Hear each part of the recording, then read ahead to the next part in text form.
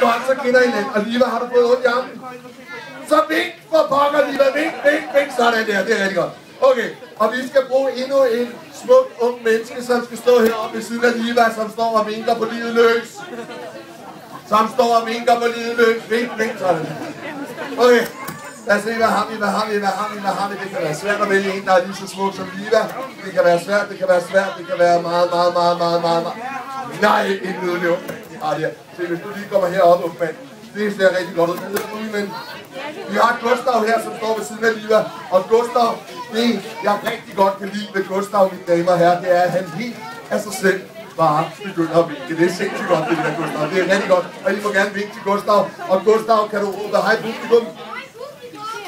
Hej publikum! Især de meget store mennesker der. Det er rigtig godt. Okay, Gustav og Liva, de står nu og vinker og smiler til publikum. Vinker og smiler til publikum. Det er rigtig godt. Og i mellemtiden, mine damer og herrer, så fremdrager jeg en lille ting. Som jeg ynder at kalde den mystiske instrument. Og så kan det nok være, at pigen fik en anden ud, og alle de voksne står nu og tænker, hvad i alverden er det for noget djævelskab, psykopaten har taget med. Det har han tænkt sig at vikle dette stykke snor rundt om halsen på de unge mennesker. Nej, mine damer og herrer, den mystiske instrument er ganske uskadelig. Den kan ikke bide, den kan ikke skyde med noget, der er lært, og den er stort set ikke smittefarlig. Men vi skal have den mystiske instrument placeret på Gustav og Liva. Lad os lige se, vi skal lige måle en gang, om de skal være nogenlunde lige store. Lad os se en gang,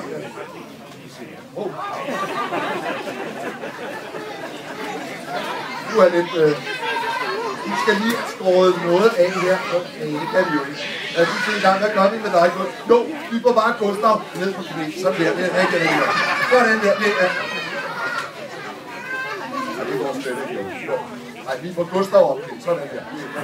Okay, mine damer og herrer! Piger og drenge! Jeg griber nu fat i den ene ende af den mystiske instrument. Og med en fantastisk snuptag placerer jeg den på hovedet af Liva. Den er eddermame og pænt til dig, den der Liva der. Nu sker der så det, man kalder en drastisk og fuldstændig uforudset udvikling i det her nummer. Og jeg tager nu fat i anden ende af den mystiske instrument og placerer på hovedet af Gustav. Det er eddermame også sødt til dig, Gustav. Det er. Okay. Og så er det, vi lige skal arrangere lidt. Gustav, hvis du vender dig mod Liva, og Liva, du vender dig mod Gustav, og Liva, så bakker vi. Stop! Sindssygt godt. Og Liva og Gustav, nu skal I to bare stå fuldstændig musse.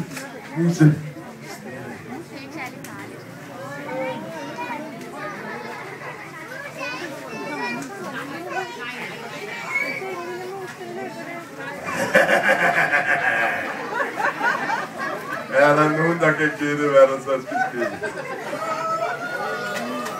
Ja, skal den? Den skal gå for lige det, Og med kort øjeblik, mine damer og herrer, så placerer jeg den frygtløse akrobat Mus Julius på midten af denne silketråds papirstynde line. Og Julius, han vil så gøre det, at han vil kigge over mod Liva, og han vil kigge over mod Gustav, og han vil så gå hen af den silketråds papirstynde line, hen mod det ansigt, som han synes er det smukkeste.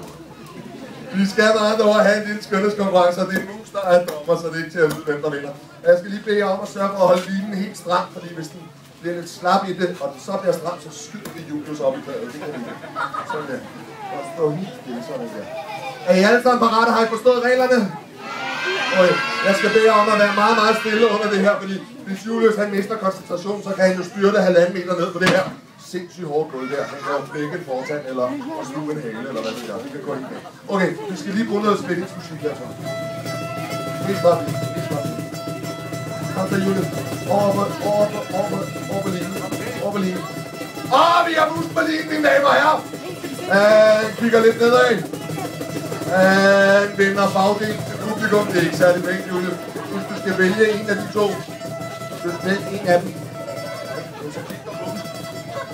Ja. Han går mod Liva, mine damer og herrer. Han okser hen ad Liva. Jeg tror, han har truffet sit valg. Han lugter lugter til Liva. Det kan være, hun lugter godt. Det kan også være, hun lugter ost. Skal det være lidt, mine damer her? Jeg tror, han har været til Liva. Sådan er det her, mine damer her. I en kæmpe stor hånd til Liva. Nu skal du se, Liva. Nu tager jeg lige ud. Nej. Oh. Nej, kom her.